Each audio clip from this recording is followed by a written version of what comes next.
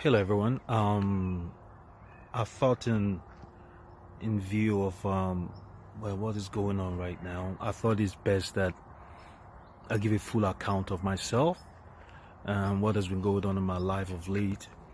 For the last 1 month, I've been traveling extensively through some of the highest risk areas for COVID-19.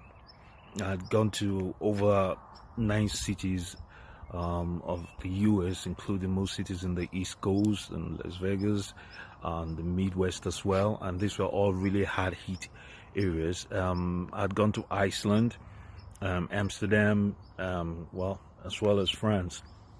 I left the US just when it was shutting down on the 16th. I did a couple of days in Amsterdam. Then after that, I decided to connect to Paris, hang out with my family for 2 days, and then we'll connect back home on the 21st, I believe. Sadly, all international outbound flights from France were not allowed out in as well, and inbound flights at home was not allowed in, and after that the airport was shut down altogether. So I positioned to remain here. When that happened, that was slightly distressing news for me. I know Paris is like my third home, aside of course my home Nigeria as well as the US. But I didn't want to stay here because there were so many variables that were being dealt with at that point regarding COVID-19. I didn't want to be caught outside Nigeria dealing with all that. So what I did was what is, well, traditional of me. I sat down and embarked on certain, maneuvers, as it were, to certain processes to embark on a coping mechanism to deal with this.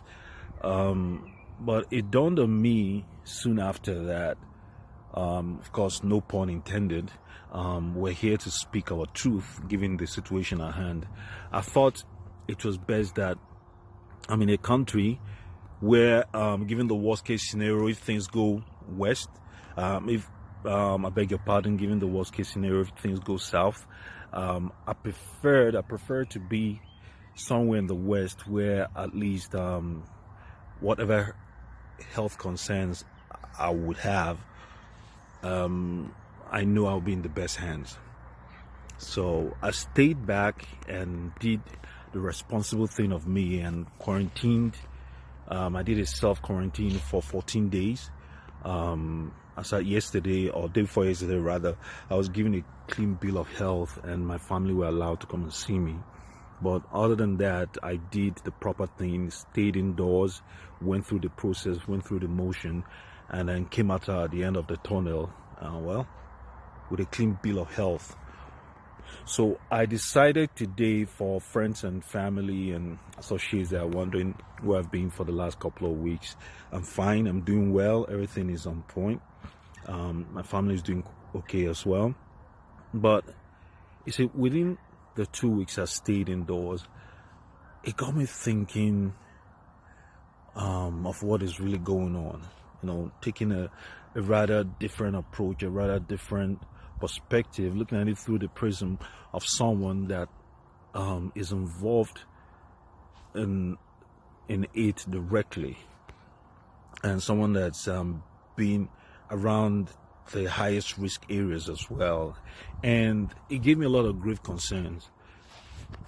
I never thought, not in my lifetime at least, that the day will come where, the city of light and Paris will be will be a ghost town, will be a ghost city. I live in the suburbs of France, of Paris, and I mean every day when I'm out, I take a walk by the lake, the pass, say hi to neighbors, exchange a few pleasantries. But it's just amazing.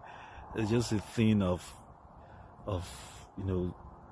of wonder that even that I haven't. Whenever I come out to take my walk, I don't run into anybody. It brings home more than anything else what is really going on. So in 2 weeks I've thought about it. What is going on really? I've heard it being said around certain quarters that this is not a black man's disease. I'm ashamed to say it. I've been part of that conversation. I've even said it myself many times over that this was not meant for people of our race. It's such an irresponsible thing to say, such an ignorant thing to say, and I would like to apologize for it profusely, because I don't know where it spurts from. Truthfully, I don't know. This virus doesn't choose sides. This is happening on a global scale that we might witness once in a lifetime, and it bears no consequence who you are. The so-called 1% that they say is exempted from this, it's such a misnomer, it's a fallacy, because the chores that the so-called 1% does not do for themselves is undertaken by people from the middle class and the poor backgrounds as well. Your nannies, your chauffeurs, your the drivers and everything. It is what it is. There's no exemption here.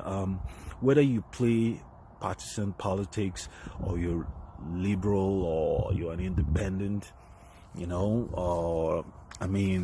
doesn't matter where you stand in life.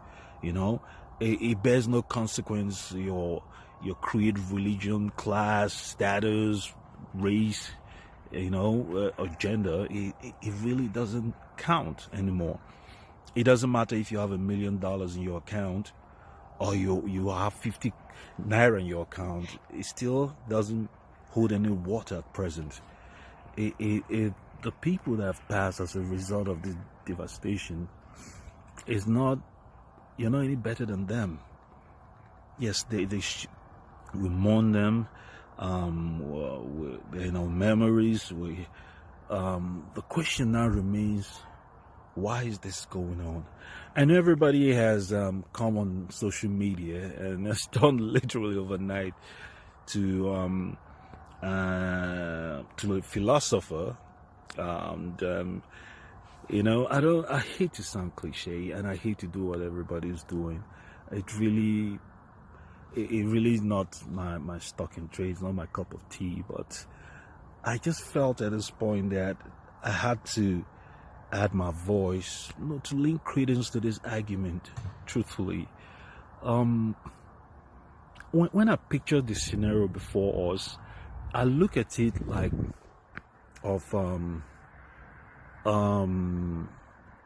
everybody is on this autobahn. We all know what an autobahn is. It's basically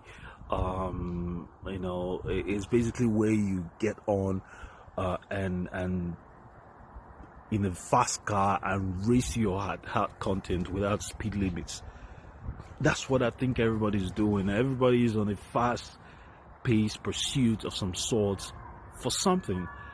Whether it's relationships, our career, our personal goals, everybody is on a race for something, a high-speed pursuit of something, irrespective, not taking into cognizance who is beside or behind us, the driver in front of us.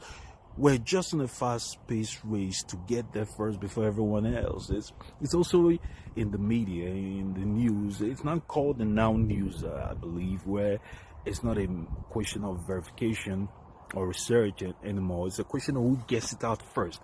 Everybody's on a fast pace. And so God decided to slow us down, every one of us. And I think that's what's going on right now, where of a divine manufacture, we're all stuck in this traffic jam, if you will. We're in this traffic jam now where we're forced to re-engage our gear from the race gear from the speed gear to the neutral. And now we're forced to take cognizance of the drama